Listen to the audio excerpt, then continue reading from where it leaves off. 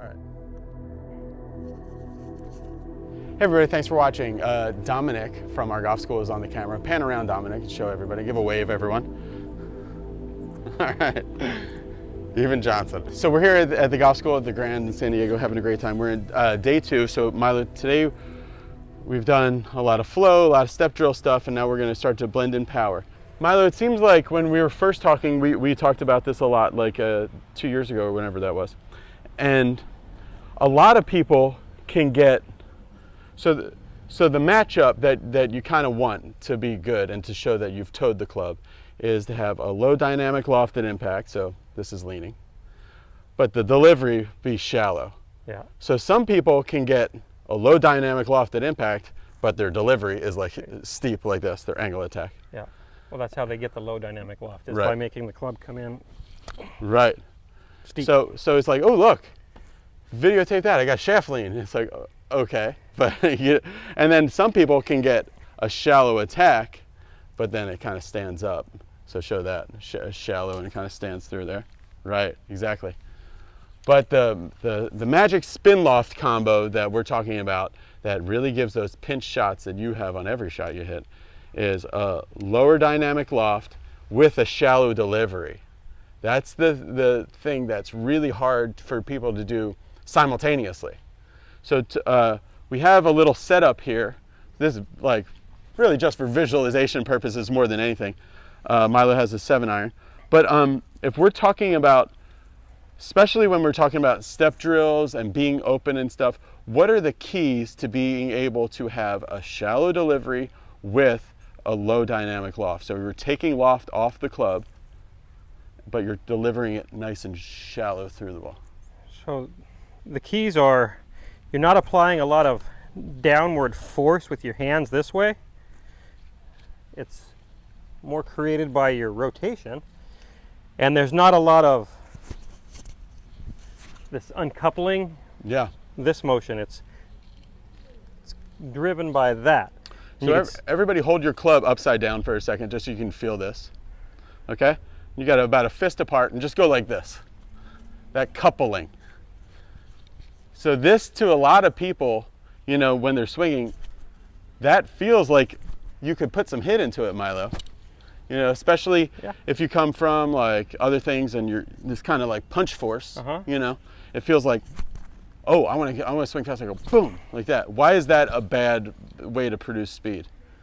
So when you do that, the face is really wild. So the face is both rotating, and the amount of loft that's being delivered is very inconsistent. So you're not delivering the same amount of loft, the same amount of angle of attack every time. It changes a lot. But also speed-wise, you're going to I'm assuming here, so you tell me if I'm right or wrong. Would you be faster putting some punch force into it, or would you be faster actually just rotating out of the way of it? I'd probably be pretty close to the same both ways. Oh, okay. Yeah. But the efficiency is going to be a lot better with rotating out of the way. Okay. Yeah. Club head speed-wise, I could probably go about the same, really flinging it, but probably I for sure wouldn't hit it nearly as straight. So what's the key then for people that they know they do this, say the body freezes and this takes over and it's stood up a little, it's either in line or stood up. What's the key then to, first one, just hit a gentle one through our box here. So this is a 6-iron, so it's a 7-iron. A 7-iron, sorry. So give me this club for a second. So if I take this and I stand on it here, that wants to actually stand on it. There we go. That wants to go like 8.5, 10 feet above this square. So you're going to have to take off maybe like a lot, 18 degrees aloft off this club to get it through there. So first just put it through there at whatever speed. Doesn't have to be fast. That was awesome. Dominic, come over here face on. Do it again. It's really good. Do it actually where there's not a divot, because I want to show that it's shallow too. It's actually not very, very deep. Relatively. For such a. Well, all right, so we're going through the box, and that was a fluke. I got it through first try. Here we go.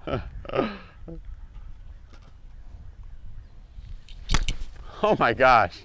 That's so good. How about a round of applause, everybody? That's a trick shot show. There's about very few pros that could do that. So show everybody, what would we see in the slow-mo of that video, and then how did we do it?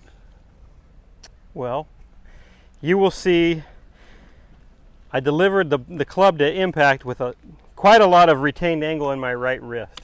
Extension this way, which allowed me to have the handle really forward. You'll also notice I lowered some amount, so I didn't really push out of the ground very hard, because when I start pushing out of the ground, that unloads the angles and the ball goes up higher. Okay. So I'm staying in the ground as I turn.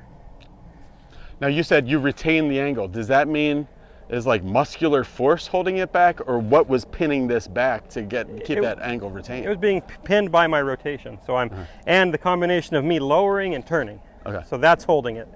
Okay. Raise your hand if you think you're like a really egregious flipper or something that you struggled with flipping. All right, so Eric had his hand up first. Come on out here. Round of applause for Eric putting himself on the spot. The one swing that's for sure prettier than mine getting hit shots right now. Right. All right, so tee that up a little bit for Eric there. Right there. So Eric has a tendency to go a little tucked and narrow. But he does have a good impact. But do a little recap for a swing, and then give Eric some keys to be able to have a lower dynamic, a better spin loft. So our spin loft is a more narrow window. Well, the big key is how your wrist functions and how your body matches with it. Because if we retain some angle, we've shortened the radius. So I can reach this far here.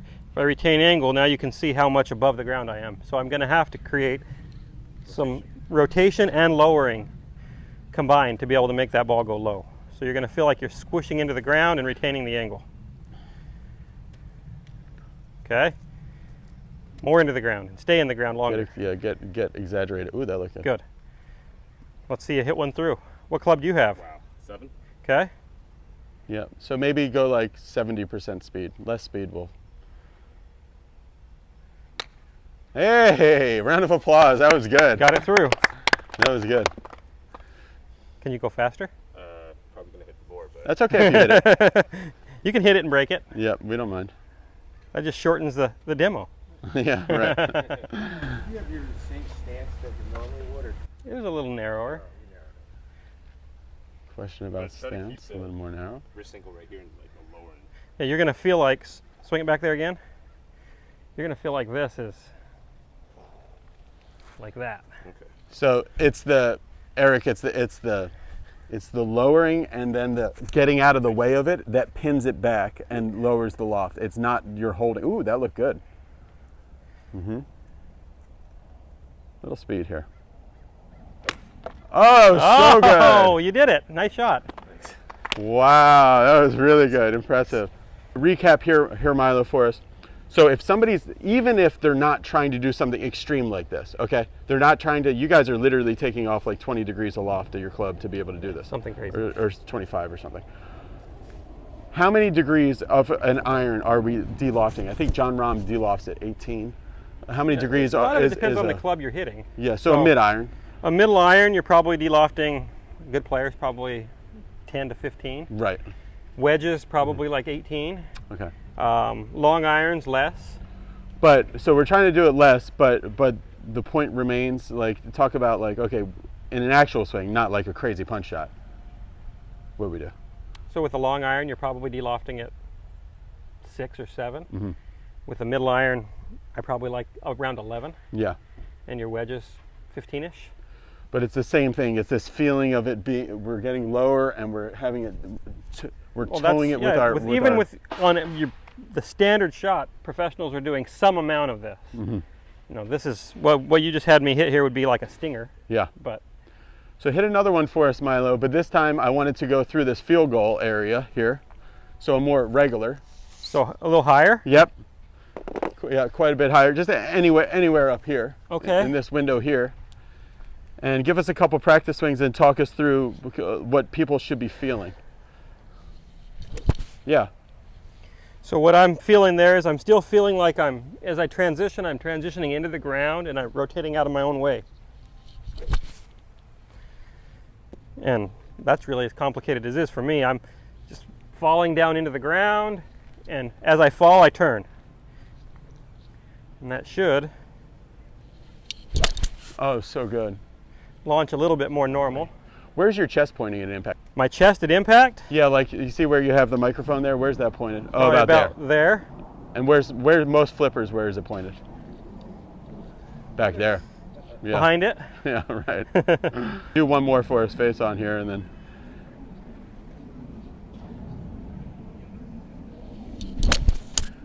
Finally, Milo. All right, so if people at home so this is at a Be Better Golf School. If you guys are interested in Be Better Golf School, go to bebettergolf.net/schools. But for people who are at home or who are members on MiloLinesGolf.com, what's one good drill for somebody that they know I'm locked up, my chest is pointed back here, and it's standing there? One good feel or drill that you would like them to have?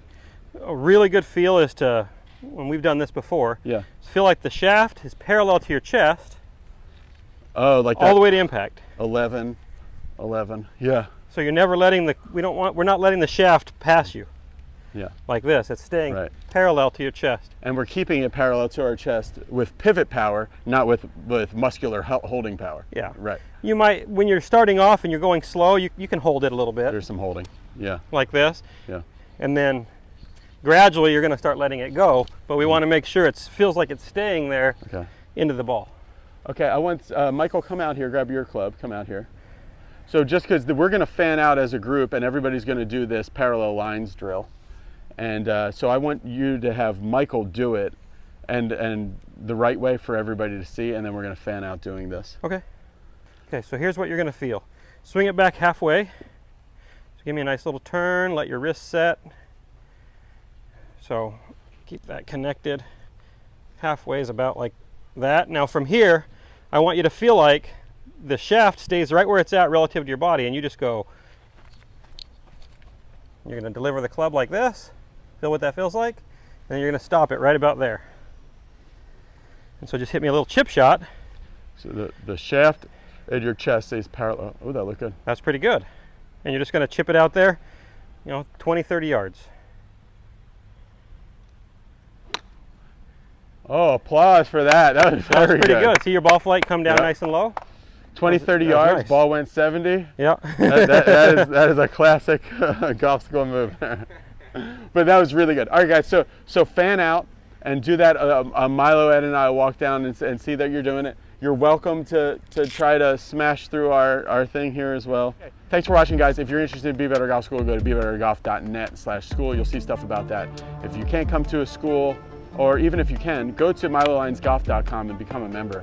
If you use the promo code BeBetterYearly or BeBetterMonthly, you get a great discount on becoming a member, and there's a great online forum in there that you can check out that we're on. See you later. Bye.